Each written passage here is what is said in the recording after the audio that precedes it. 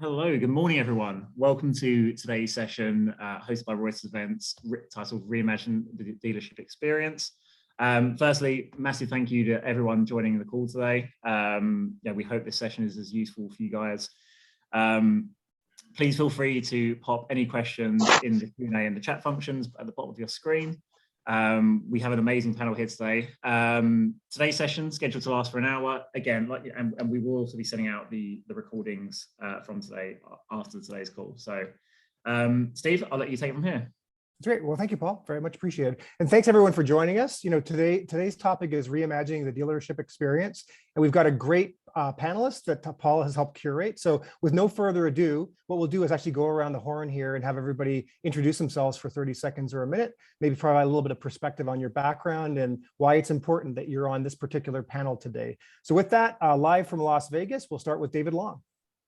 Good morning, everyone. So David Long, I currently run the Hansel Automotive Group, at least half of it, 6 rooftops. I have a training consulting business. I am the founder of the Pandemic of Positivity, if you've seen that around the market. And I also have a show every Friday morning called All Things Used Cars on Clubhouse. And I'm a father of 3 and a husband, of course. And what's the best way for people to find you online, David? Any social media channel and LinkedIn, just at David Long. Great. You can find me there. All right. Live from Austin, Scotty Reese from A Girl's Guide to Cars. Scotty, tell us a little bit about your background and how we can find you online. Sure. Hi, Steve. And thanks, everybody, for being here and helping to kick off NADA, talking about reimagining the dealership experience, which is something that we can't wait as women who buy cars. There are millions and millions and millions of us. We represent 85% of all car purchases or car purchase influence. So women are a huge audience, a huge consumer base. And we started 8 years ago because there was no content written specifically for women and how they lead their lives in cars, what matters to them, what is important to them, and the things that they should be feeling confident about when it comes to making a car purchase decision. So we have become the #1 automotive site written for women about cars. And we serve over 2 million consumers a month with automotive content focused on car buying, car ownership, car maintenance, used cars, tires, things like that. You can find us on any social media channel, A Girl's Guide to Cars. And of course, I am available on social media. You can be found at Scotty Reese, and would love to connect with you. Great. Well, thanks, Scotty. That's really great. And thanks for joining us today. Colton, if you wouldn't mind. Hey, good morning, everyone. Thanks, Steve. Colton Ray here. Been in the business, retail automotive business for this is my 22nd year. Started when I was 15. Like many of us on the call, probably listening in today, I started washing cars. David's probably like this. Everybody seems to start that way in our business. And I grew up through a dealership, a single point franchise store. I was there for 17 years. I became a partner in my mid-20s. That store was purchased by the Walzer Automotive Group. I ran all of the inventory, new and used, and marketing activities as their chief merchandising officer. And I currently hold the role of CEO for Fuse Auto Tech. Great. And we will get into Fuse a little later, but looking forward to doing so. Thanks for being with us, Colton. And last but certainly not least, Kevin Roberts from Car Gurus. Kevin, if you wouldn't mind giving us a little bit of your background, your current roles and responsibilities. Sure. So if we're going how we got into the industry, I think it goes all the way back to my great grandfather with Willie's Jeep. I think Willie's Overland is how we actually got into it. But yeah, so with Car Gurus now as Director of Industry Insights and Analytics, so really kind of focused in on how the industry is kind of performing today and how we see it performing in the future, and a lot of experience with the finance consulting space previously in the automotive world. So happy to be here today and looking forward to the conversation. Well, thanks, Kevin. Greatly appreciated. Greatly appreciated. So, I mean, let's address the elephant in the room, maybe, and maybe to belabor the point. Let's talk about COVID a little bit. We're going to talk about the consumer and evolution of the consumer experiences, but all of you will have a unique perspective on what this has done to accelerate consumer expectations. But what perspective can you provide? What's different now 2 years later than pre-COVID in terms of consumer expectations and how the experience and the demand of the consumer has changed? And I'll open that to anyone who'd like to take it. So I'll take start. it. Oh, No, go ahead then. Scotty, you go. So I will say that before the pandemic, people would say to me, especially consumers, is the dealer world ever going to change? Are they ever going to do things the way that I would like to do them, me being the customer? And what would it take? And if you had asked me that question, I would have said it would take a pandemic or something of that level to change the way the dealership business works. Consumers were so, they didn't want to spend time in a dealership. They didn't want to go to a dealership. They didn't want to give their phone number and their email over to a buying bot because they feel like they were going to be bombarded with offers or with emails and information that wouldn't necessarily be a fit. It would not be the way that they shop for anything else, which is, learning about it online, going to the store and checking it out, seeing what your friends think, and then weighing all your options, looking at the finance picture, and then making the purchase. It's sort of the journey. And automotive was not like that for most consumers. But the pandemic introduced all these new great things. And I think we're going to see a shakeout from this. In fact, I'm starting to see it now through anecdotally, but I think we're going to see it even more. People, of course, like that they can now do everything online or almost everything online. They like that they can have a car delivered to them. They like that they don't have to spend a lot of time with a dealer or with a salesperson to shop for a car. And they've loved the idea of used cars being delivered to them out of a vending machine, but they're also finding that that doesn't always work and that having that personal connection matters. I feel like there's a little bit of full circle going on. So it's been an interesting journey, and I think very much for consumers, and I think also for dealers, it's been a good one. It's one of the good outcomes. Great. David, from a dealer's perspective. So, Steve, we've known each other a long time. I'd like to think that my company is ideally suited for the changes that we've been through. But I'd be remiss if I didn't say, there's been a lot of tragedy. We've had a death from one of the family members of my company, and it's all related to COVID. So I don't want to just say everything's been roses and rainbows. It hasn't been. There's been a lot of turmoil that this has created. But on the dealership side, on the positive side, I said this 2 years ago. The dealer that we are going into this pandemic is not going to be the dealer we'll be when we come out of it. And in about 8 to 10 months, I can look at the stores and we were not the same company, even though we were progressive going in. It accelerated things exponentially.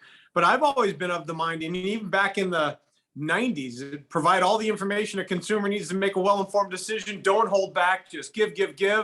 And this is what we've always done anyway. In my opinion, if you wanted to buy something from me and you called and you couldn't get an answer to your question, I'd encourage you not to buy from me, right? So now in the pandemic, I've bought 2 cars online in 15 minutes. And that's, I think, how a consumer wants to do business today, at least most of them. That's my spin. Great. Colton.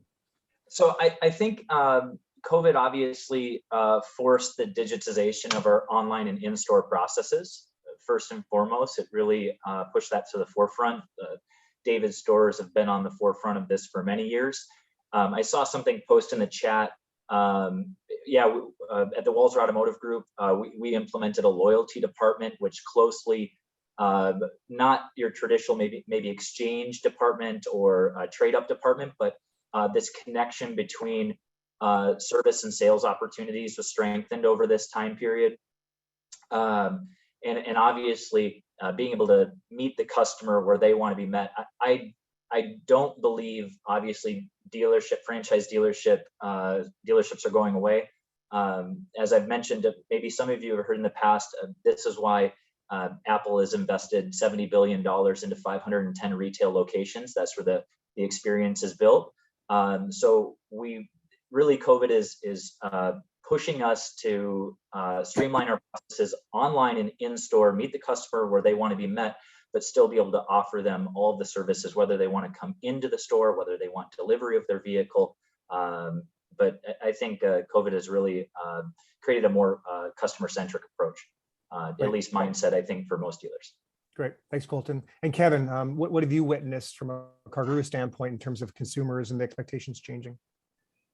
So I would say COVID's definitely been an accelerator. I think I heard that before, but I kind of view it in two different ways. So there was the first wave of when everything shut down in March 2020, probably through the end of 2020, which was kind of the locked at home. How are you going to get a car if you can't go into a physical dealership, right? So I think that was one part of the acceleration, putting things digital. The second part is when the chip crisis hit, and that really became an inventory crisis and really changed things from the point of view that as American consumers, we've always been very used to going to a lot and having an ample amount of vehicles to pick from, right? You can go home in that vehicle that day.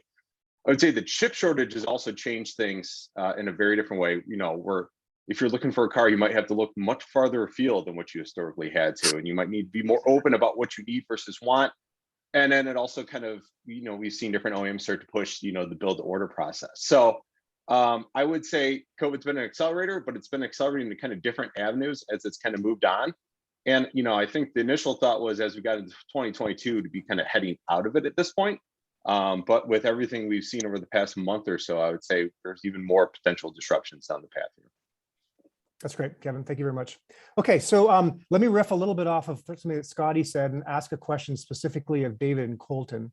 So, you know, I still hear anecdotally, because people always complain to me as their auto guy, you know, that they're spending 3 to 4 hours on a Saturday in the dealership, even if they've already done a lot of the research up front. So why are we still at the point where, you know, some consumers, maybe the majority of consumers, I don't know from your perspective, spend 3 hours or more in the showroom? And then, you know, where are the maximum points of pain that need to get resolved in that process?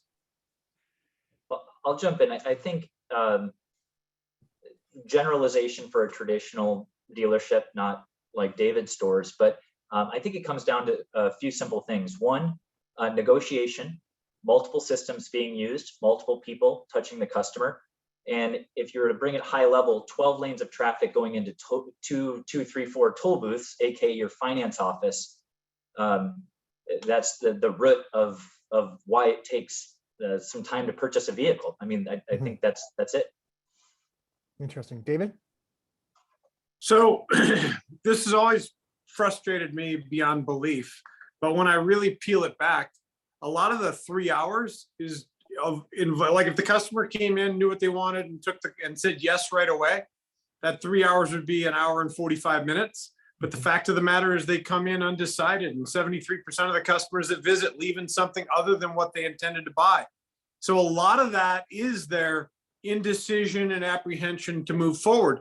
But could we get better? Absolutely. Should the F&I time be faster and shorter? Yes. Now that we personally are sort of a one price environment, our transaction times have sped up exponentially. So, and I still think we have a long way to go. So I'm excited about where we're headed, and we're not there yet. David, I want to add to that. I think there are 2 stages for improvement. One, we can increase the toll booths. That's kind of what we've done in the past. For sure. Or we can automate some of our payment technology or technologies that assist in finding the right car, the right payment. But obviously you have to take David's approach to that one price or best price or one price light type business model. I really think if we don't do that, it's really tough to be, you know, we want to be e-commerce like. We're not quite commerce. You know, Colton, to that point where we could really make an improvement, and this is me telling me, not me lecturing, is that we could do most of it before the consumer even showed up, right? Yeah. And we don't do that. We have a reservation time, they come in, then we go over the car. I mean, everything could be done subject to the consumer subject to the consumer being excited about their selection, and then they're done, right? They have the credit app, they have the driver's license, they have DMV work, everything done. Now all they have to do is drive it around the block, make sure it's the car they want, and they're on their way in 45 to 50 minutes. That's ideally where we should be. I'm going to toss in here because it shouldn't take a long time, especially if you're talking about flat pricing. And the feedback that we get from our readers and from our writers and from pretty much everybody in our universe, they don't really want to go in and do a deep negotiation that's going to result in a $500 difference or a $200 difference, which is what it ends up being. And they get this idea that they're getting raked over the coals, or that there's things buried in the contract that they don't want. But fair and transparent pricing is the single most important thing when it comes to making your customer happy. We don't negotiate like that with anything else that we buy, except for maybe a house, but that's a different thing. But you know, we buy a lot of expensive things and we don't have those problems, or we don't have those perceptions that as we have with automotive. So Colton, to your point, going to that single price is going to be, I think that helps a lot. And I think customers are ready for it. I don't think that they really want to negotiate. So Scotty, I want to add one more thing. There's another there is more complexity to this. So even if we put a great price out there, whatever the price may be, typically MSRP for this last year, maybe even MSRP plus, we still have another problem. I mean, customers are asking 3 questions, in my opinion, especially right now. Do you have it? How much is it? That's the price, but how much is it really going to cost me is the third one. And that's actually the payment. And the problem we have there, we're the only consumer lending space, we're a traditional F&I office, or just even maybe a progressive. We choose, as the franchise dealer, we choose where the financing typically goes for the customer. This is the only consumer lending space where this happens.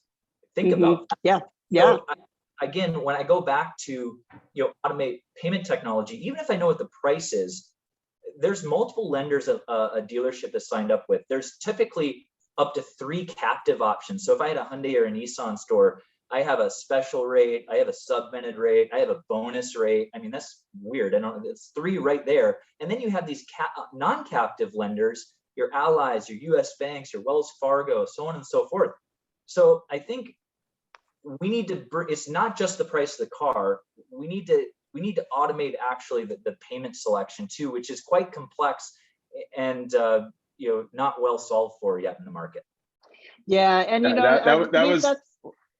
Oh, go ahead. Oh, go ahead. I was going to say that's something we've written a lot about, those different types of payment systems and what we recommend that people do. And the experts always say, get your financing figured out, talk to your credit union.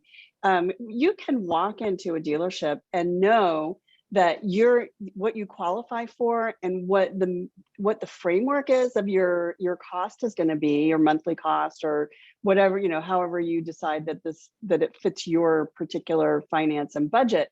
So there shouldn't be surprises. And when people are not prepared, that's when it is. So to David's point, if people are taking a long time in the dealership, maybe it's because they haven't done their homework. But we write a lot about that, and there's so many great options out there. Not only when I go to buy a car, I think, okay, so can the dealer beat the rate that I already have in my pocket, which might be Ally, it might be Capital One, it might be my credit union. And if the dealer can't beat it, then that's good for me.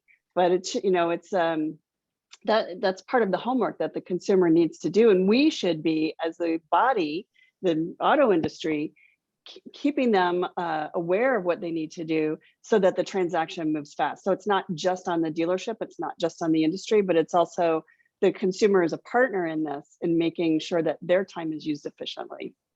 Sorry, Kevin, I didn't mean to interrupt you. No worries. I mean, I was just going to pile on, I guess, that consumers view auto more as a monthly payment than they're going in looking at the MSRP and stuff. So you can have complete transparency on the front end. You know how much that vehicle costs. But by the time you get into the F&I office, depending if you're leasing or financing, and then if you're getting extended warranty options to put on it, that price number can variable, right? And I think that, getting more transparency on what the actual price is going to look like on the front end will potentially smooth over some of these kind of complications. That's great. Thanks, Kevin. So just referring to the chat here, great questions coming in from the audience. So thank you, everyone. Keep them coming, and I'll do my best to kind of prioritize them. But one thematic thing I'm seeing is in terms of where the franchise dealers are going to sit vis-a-vis the OEMs in the future. We saw news this week, with Ford announcing that they're effectively going to launch 2 different brands and treat the dealer bases differently. And not all dealers who carry ICE vehicles, internal combustion engine vehicles, are necessarily going to also carry the next wave of EV vehicles. But I mean, any opining on that through the lens of the consumer experience, like in the future, is the consumer shopping experience or ownership experience going to change as a result of the OEM sitting there and trying to react to this new wave of EVs coming? It has to. I mean, it just when the franchise agreement was pierced with Tesla and all the different variables that are out there, I mean, it just has to evolve. Give you an example. So one of my franchises is a Subaru dealer, and the first allocation was 29 new EVs. And look at Colton laughing. That 30 was the most you could get. So I felt good about 29, but the 30th person that went in to get an EV from me wound up being shipped to my competitor, and now that is my competitor's customer. So, I mean, we didn't spend all the money on our brick and mortar facility, and we haven't done what we've done in this marketplace for 60 years for the manufacturer to send our customer to the local competitor. Right. And that's what's happening right now. And as much as I love Subaru, I think that is so, and I'm a real fan of Subaru, but that's the most nonsensical thing I've ever seen since I've been at one of the most nonsensical thing I've ever seen. So it's changing right now, right before our eyes. Great. So David, sorry. Right. Can I ask David a quick question on this topic? Because he said something the other day about his ID4, Volkswagen ID4s that you have on order. And that's a very different thing that the manufacturer has actually created a process. What does that look like? So to bear in mind, so on the VW side, got my brands mixed up. On the VW side, we were not one of the top dealers in the nation. We're in a small market. It's called Santa Rosa. But we're 20th in the nation on VW ID4 sales. And I have 190 pre-sold orders. Now on the Subaru side, I could only get to 29, and then the 30th went to someone else. Right, so it's a completely different business model from the manufacturer. I would rather have 300 Solterras ordered for Subaru instead of having them send my customers other places. Does that answer your question, Scotty? Well, I was wondering if you felt like Volkswagen's process, they're very much integrated in that process as opposed to just letting you run your local sales and place an order with the manufacturer. Volkswagen was very integrated in how they rolled out the vehicle to the dealership. And I was wondering if did that help your process? I mean, clearly, if you're 20th in the country with ID4 sales, you're doing quite well. Did the manufacturer help assist that? So I think so with the BMW side, the VW side, and the electrics and how they're being ordered from the manufacturer, the consumer orders it from the manufacturer and then selects the dealer that they'd like to take delivery from, right? So in that case, it worked really well with VW and BMW. On the other hand, the Subaru side, they didn't have an option to pick from us and wait in a line to do business with us like they've been doing for 60 years. They got actually shifted to another competitor. So yes, BMW and VW did make it friendly for the dealer and convenient for the customer. Yeah, I think what we're talking about, the OEM initiatives, maybe a little bit, we're talking about agency model, we're talking about EV vehicles. I think if we brought it high level, first off, David, I think the OEM probably needs to let the customer go to your store, right? That just makes sense. If they want to wait and they want to go to your store, they should be able to do that. I mean, again, think about Apple. Last time you went to Best Buy or Verizon, where do you prefer to buy your Apple products? At the Apple store, even if you have to schedule it out, which you use their scheduler online. I do too. So what that brings me to my thought process is our dealer brand may be less important under that agency. We really do become a traditional franchise in execution, going way back to the beginning of our conversation. Customer experience and execution will be what's filling David's order bank and why people will keep coming back. With regards to EVs in general, it's I think it might change the upgrade frequency for our customers. this built to order. I don't know if it solves our customers' need for instant gratification. What happens to our need buyers? There was an accident, someone needs a vehicle, in short order. So there's a lot of questions right now around that. But I do know one thing for certain is if it all comes back to the customer experience, that's what we should be focusing on right now. In store, how can we create differentiation within our process? Because our name might not be our differentiation in the near future. Okay, great. So let's stay there. Go ahead, Kevin. Well, one thing I was just going to mention is that, EV sales, while they get an outsized amount of attention right now, it's only about 4% of total sales right now. So while some of this stuff kind of works when it's got niche volumes, when we actually get the mainstream volume, some of this stuff might not work as well anymore.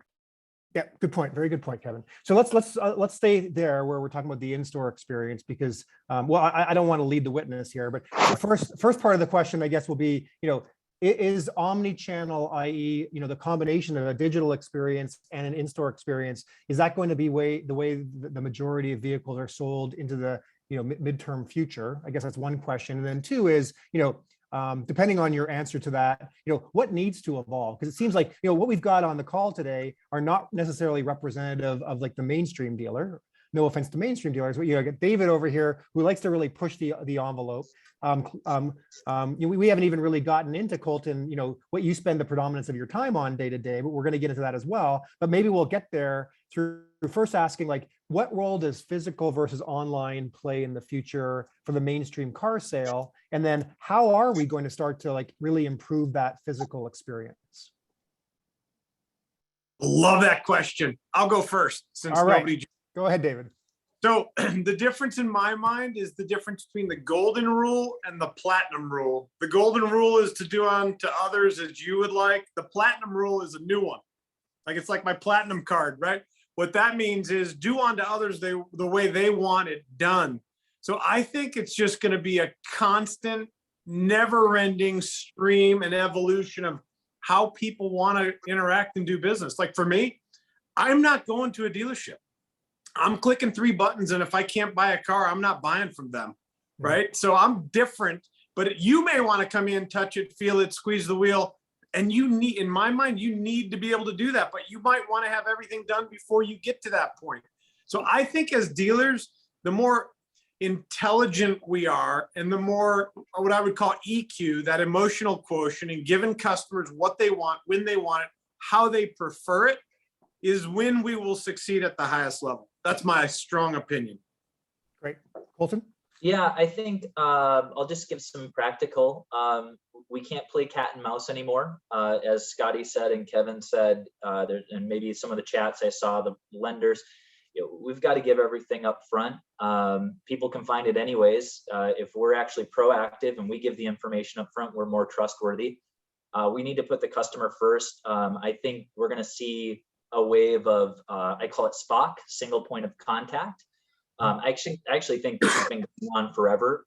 David, I believe you've got a couple luxury brands, right? I know you've got one luxury brand for sure. I mean, the manufacturer has been pushing towards a single point of contact, whether it be the initiative through Lexus or Mercedes or Porsche.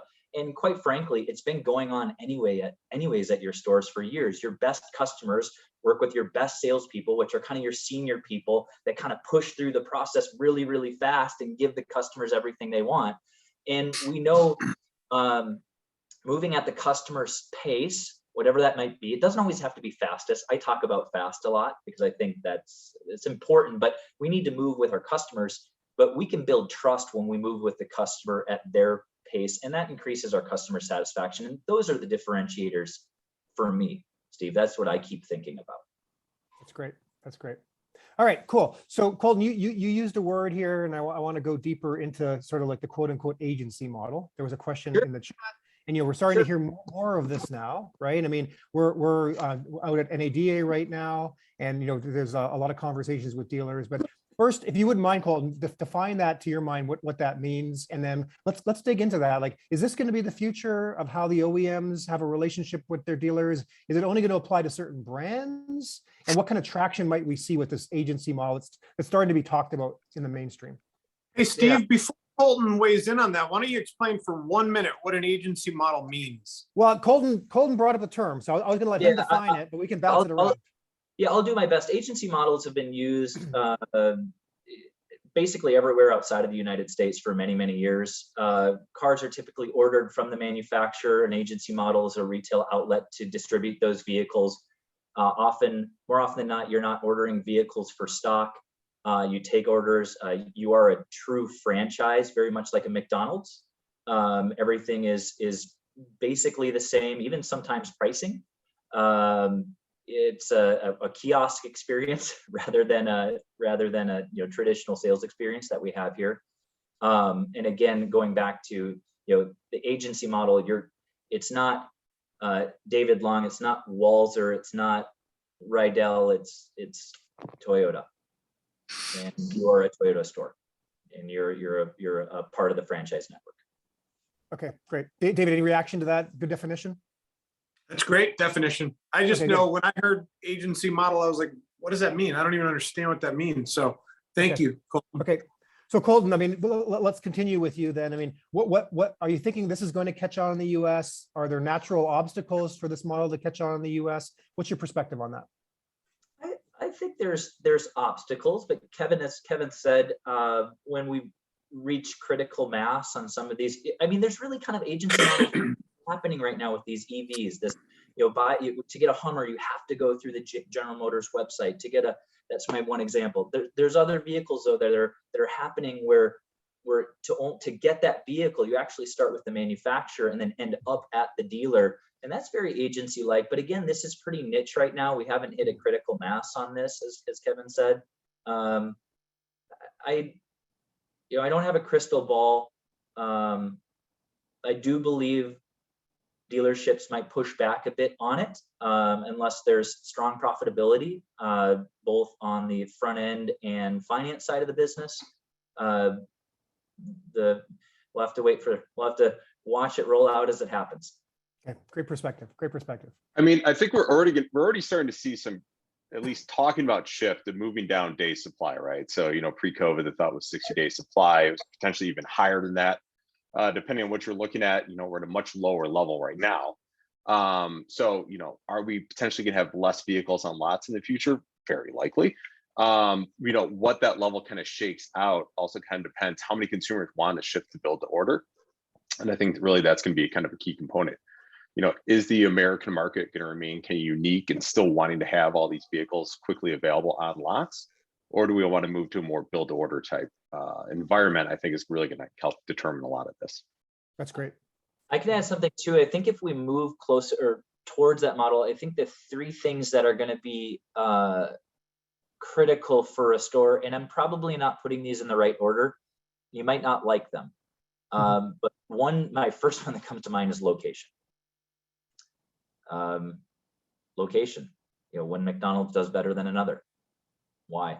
Sometimes it's location. Operations, process, customer. I guess you could call it customer flow and maybe cost control. And then your third is going to be, your people and your culture, which is maybe the number one actually over location, which is delivering the experience. That might be why I go to this particular store, which is the exact same as that particular store, because they're kind of under this agency type model. So those are the things that, a progressive dealer like David, which is he's already embracing he's going to win. He can't control the location, but those other two you definitely could. Right. Great.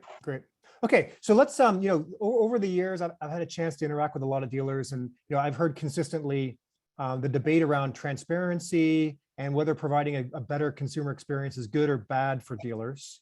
As I think about profits, is really the difference between revenue and costs. So you're either with a better experience, hopefully going to drive more revenue, maybe through loyalty, maybe through whatever, or you're going to take costs out of your system. But either way, the hope would be with any initiative, you get more profitable at the end of the year. So let's talk about customer centricity, and should dealers be perceiving this as good or bad from a profitability standpoint, and specific data if you've got. Have you witnessed in the past dealers who have embraced a more consumer centric mindset And as a result of that, once the dust settles, they're actually more profitable? And how did that play out? David, that's all you, my man. Yeah, I hate being the guy that just jumps on every question. Come on, bring it on, bring it on.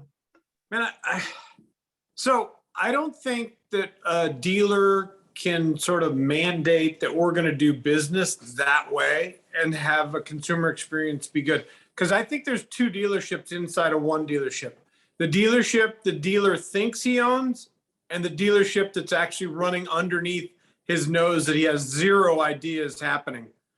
Right. So I think the closer we can push those two together, the better, because I can't tell you how many times you see an ad, one price, and then you call to get a price and it's like you get the runaround. You call for a trade-in and you get I can't tell you that, it's not my job. My manager's not here. He has to see it. Right. So, I mean, until you get the whole company, receptionist, porter, sales manager, owner, GM, all bought in and all sort of their heart and their soul is, this is who we are, this is what we do, this is why we do it, I don't think that transition ever takes place. In other words, we're only as strong as our weakest link, and we still have, and that's why I mystery shop my stores every week. Like, is what we say we're going to do and what we do exactly in alignment? And, oftentimes I was busy. The dog ate my homework. I didn't know. I wasn't sure. And that happens over and over on a convicted dealer. Imagine a dealer that says, I just got back from NADA and this is the way we're going to do it. Like, it's not happening. So I think dealers are afraid. I think there's a lot of selling, a lot of narrative control that needs to happen before the transition really takes place. That's my opinion. I'm going to add to that. So David, customer centric is always good. We're all in agreement here. Everybody on the call, we got to take care of our customers. And we know if we do right by the customers, we'll do better financially. But I think we probably spend too much time, as David was maybe saying, on the flip side of the narrative, on the training of a sales process rather than training on the people process. You can Google it online, or shameless plug, you could go to fuseautotech.com. We actually posted a link to Apple's training manual, and they have words that you should use, words that you shouldn't use, how to engage with your customers. And it's not about, here's step one, here's step two, here's step three. It's not the traditional sales process, whatever you guys might use, which we all were trained, right? Meet and greet, fact find, so on and so forth. But they focus more on, David, what you said earlier, the emotional quotient, the EQ. And arguably, I mean, I think Apple does it best. So if you haven't had an opportunity to read Apple's training manual on how to deal with customers, great place to start. Colton, do you mind adding that to the chat for everybody? Our viewers today might benefit too, if you don't mind putting that link in there. That's great. Yeah. And you'll drive a lot of traffic to your website. Okay. There you go. Okay, so let's talk about let's go back. Laura had a question, and maybe Colton, will start with you.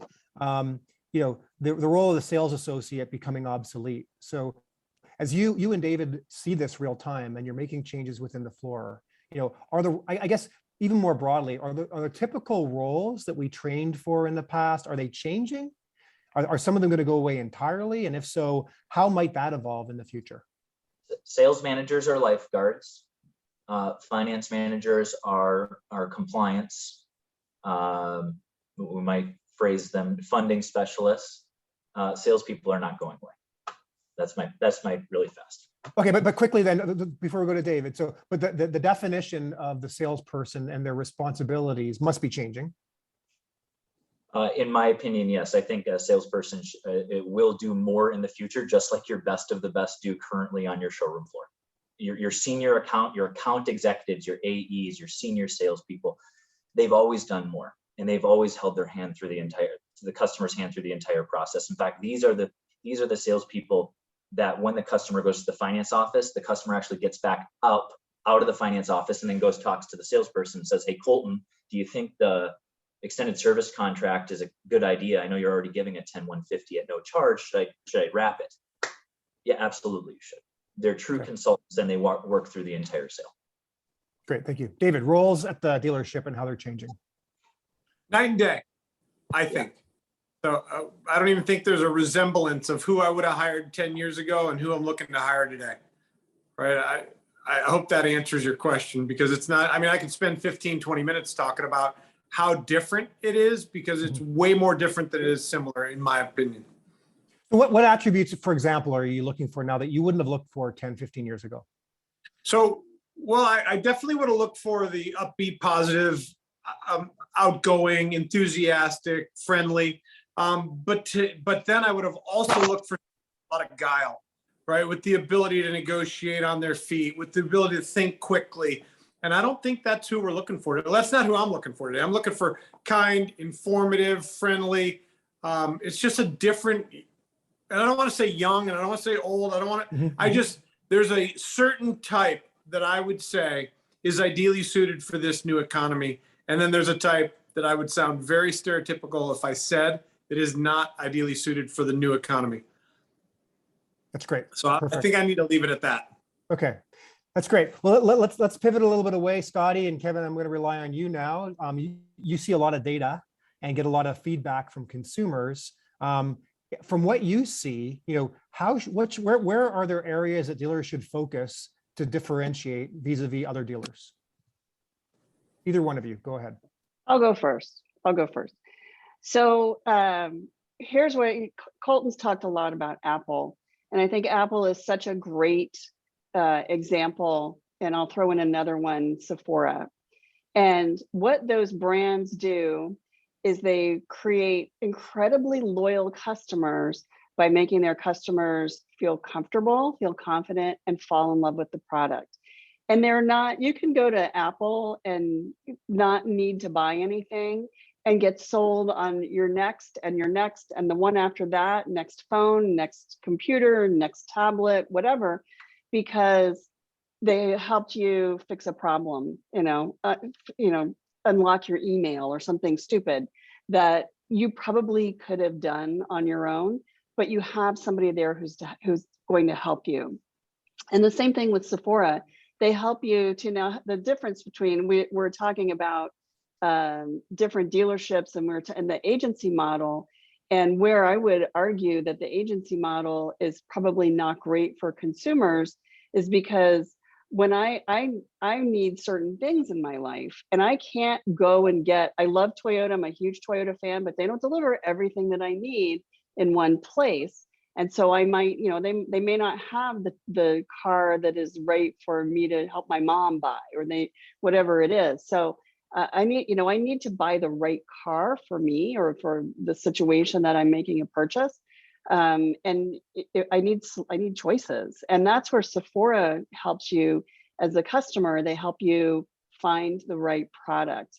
And both of those brands will bring a lot of user information. So what other people have to say about a product, what solutions they bring. They give you a wealth of resources. And that's something that when it comes to cars, especially the ownership experience, getting beyond the sale, but once you're in the car, you own it, the adaptation rate of technology in cars is less than half. So people use less than half of the technology that's in their brand new car.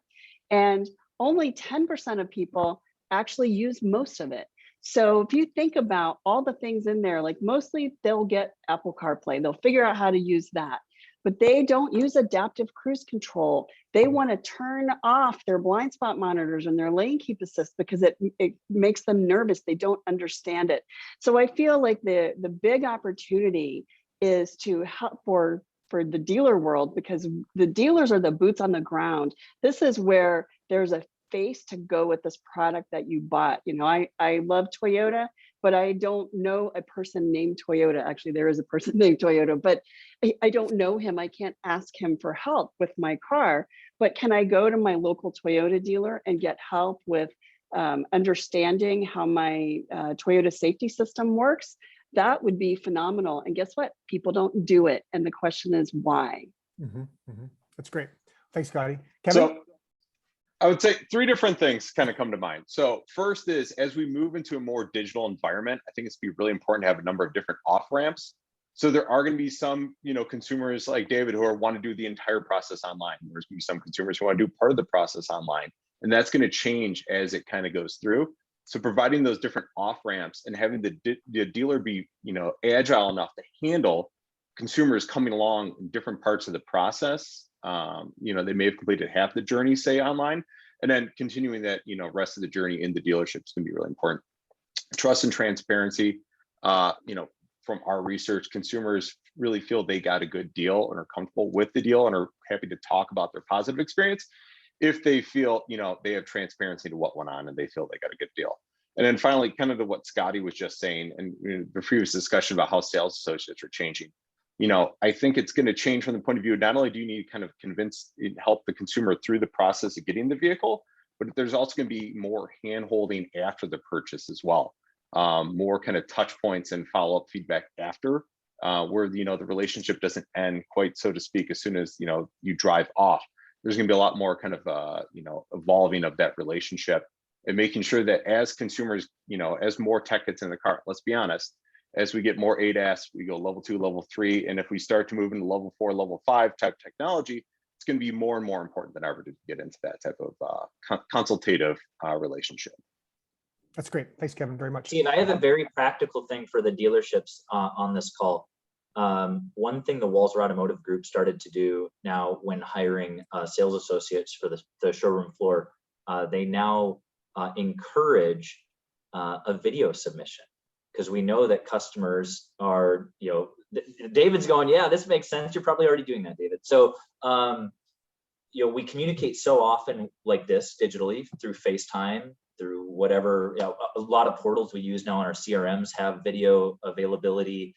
There's great companies like True Video. There's just a bunch of companies out there that do video. So you actually have to lean into, if we know customers want to communicate this way, we actually have to start hiring for that. And if you hire someone that never wants to get on video, you've got a problem. Right. You've got a problem. Oh, that is amazing, because we send out 300 videos a week. Yeah, and I've not even thought about having the applicant submit a video. I don't. Jesus, you go, I like this guy. I want to, or this person. I want to buy a car from them. David, that might streamline that whole process. That's a great. I'm sending a text right now to the leadership team. There you go. Best practice is real time here for everyone. Yeah. Okay, so Lana submitted a question here, and I think that I'd love to get your thoughts on facility upgrades, right? Because I think that the challenge is the OEMs see themselves having this like halo performance product. As a result, they ask the dealers to stay current with the in-store experience. Yet we're hearing guys like David don't even want to go into the dealership any longer, and there's a lot more investment on online experiences. So how do we reconcile this? There are a bunch of dealers on this webinar today, and many of them are probably in process with big facility upgrades. How should dealers be thinking about this? How do I rationalize facility upgrades, knowing that fewer consumers are going to spend less time in my physical stores, yet the OEMs really want to control that beautiful, pleasing in-store experience? It actually just drives me bananas when the OEM is talking about having a, we are signed up by the OEM to have all this digital coaching, and by the way, which I don't agree with, and I could speak about that for quite a while as well.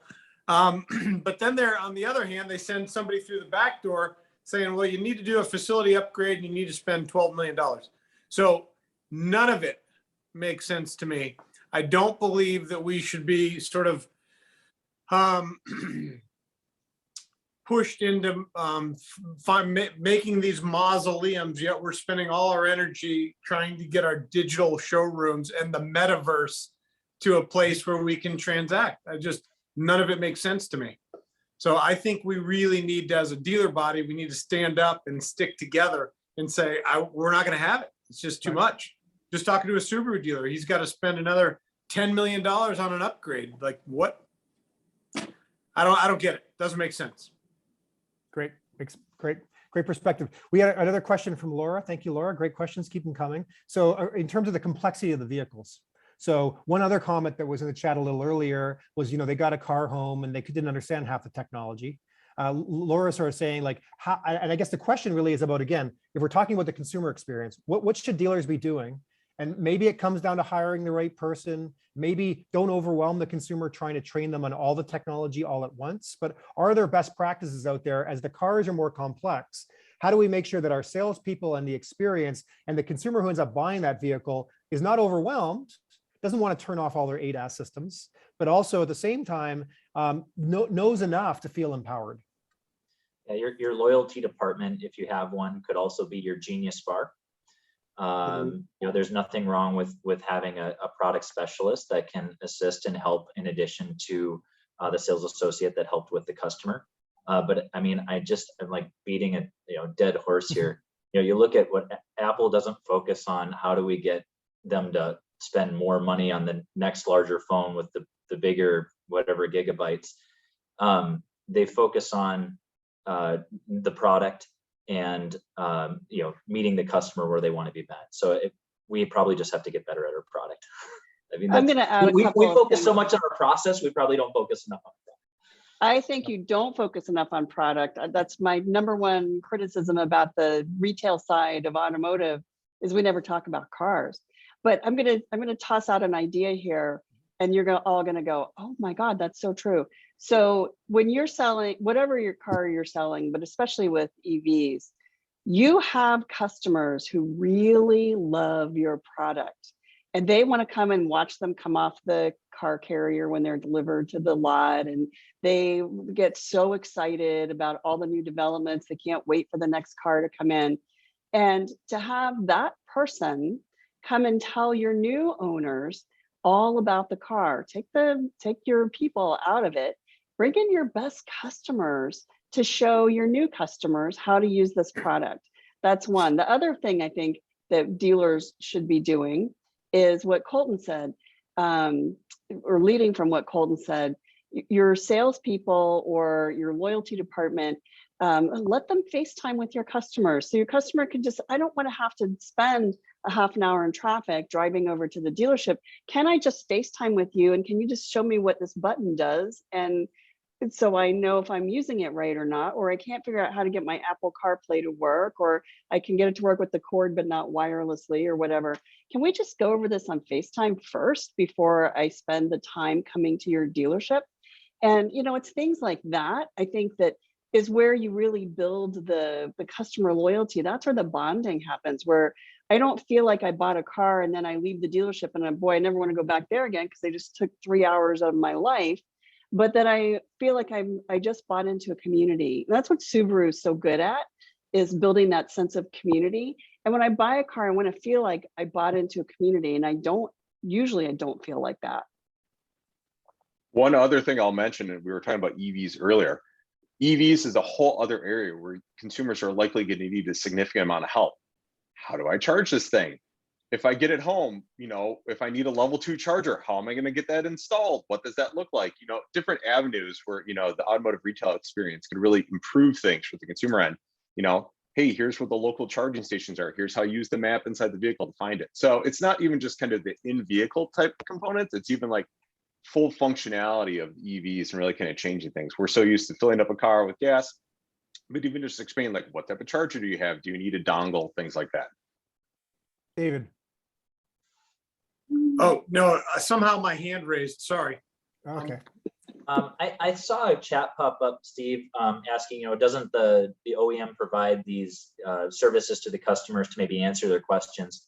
I was actually on the customer side of it. I purchased a new vehicle from Chevrolet, and I wondered, and I was using their chat service through their OEM portal to watch the production of the vehicle and getting it to the store. So I actually had a really good experience. I did get that from the Walser Automotive Group, that vehicle.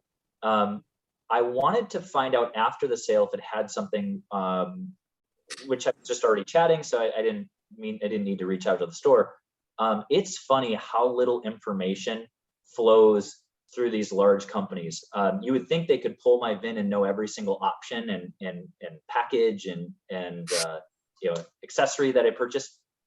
They sadly didn't, and I still I reached out to the store and got my question answered. But it's funny, you think they would have all the information, they don't always have it.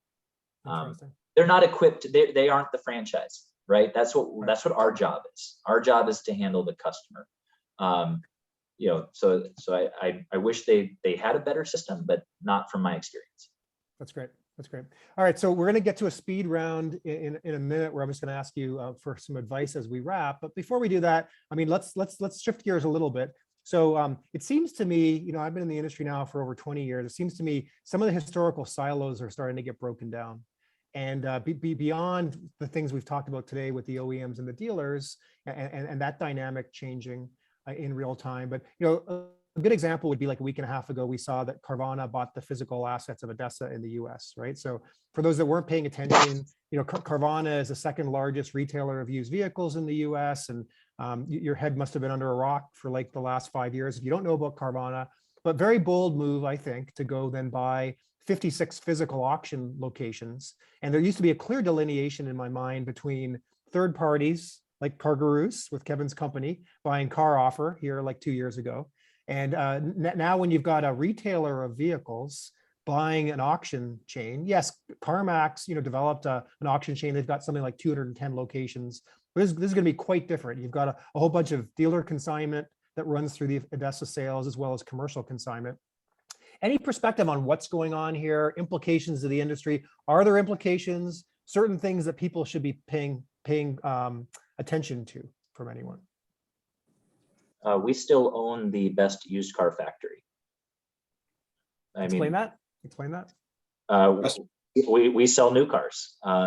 New cars turn into used cars. We have a connection to the OEM. We are the factory. Our loyalty departments are the factory for those used vehicles. I think it'll help Carvana grow.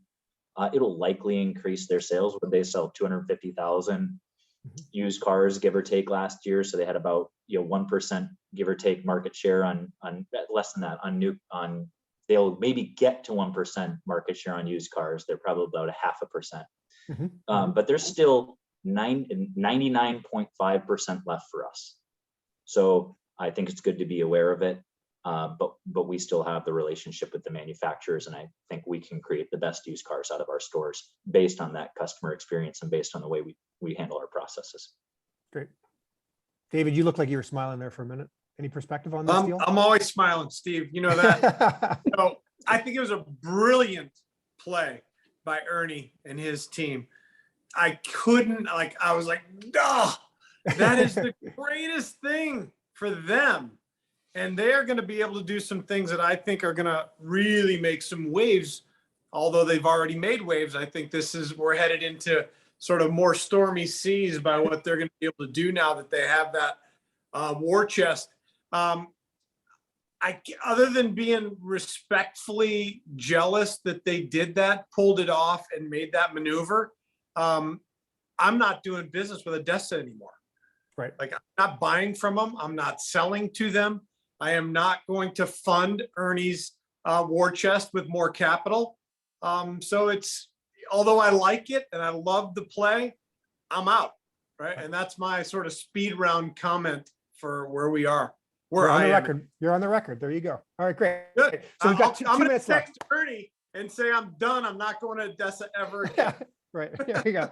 Tell me how he responds. Yeah, that's great. Okay, so let's do speed round. 30 seconds each. We've got 2 minutes left. We'll start with David and Scotty, and then we'll go to Colton. We'll go to Kevin. So wrap up here. Any practical advice in 30 seconds for the dealers and or the OEMs that have tuned into the segment today? David. Yes. One thing. So I think of Henry Ford's quote.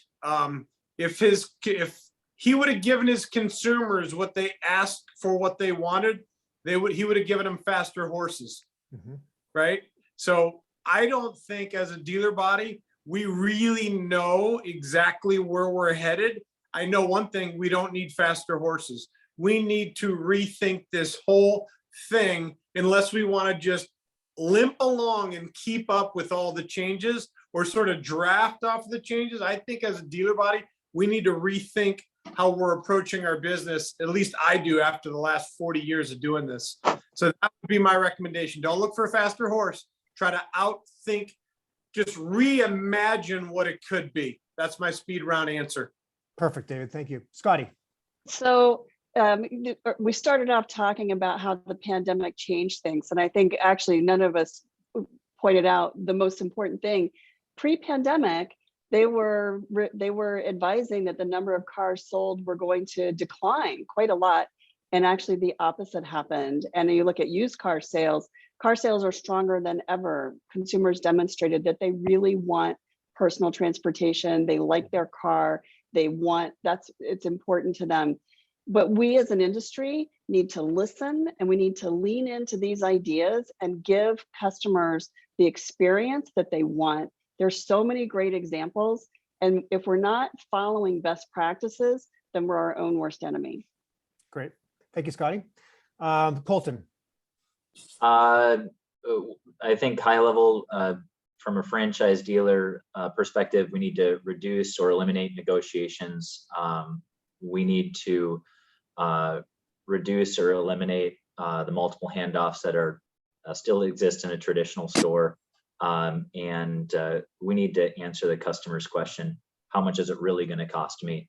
In a much more transparent way, maybe think Priceline, Kayak, Expedia.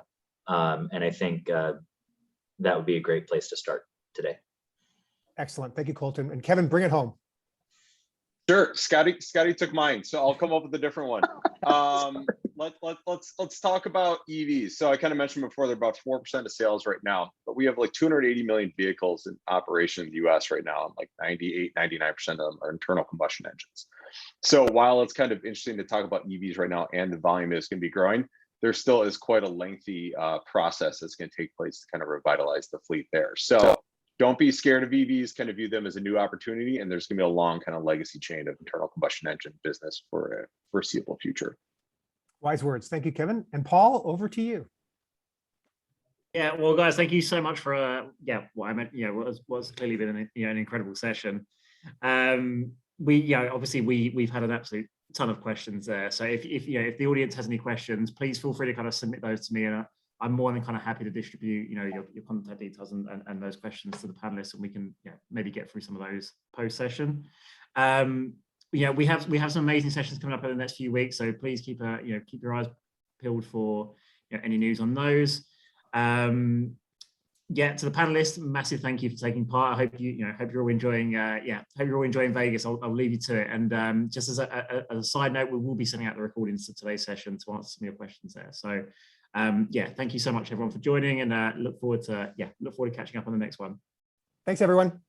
Thanks, Thank you everyone. all. See you soon. Bye. Take care, be safe.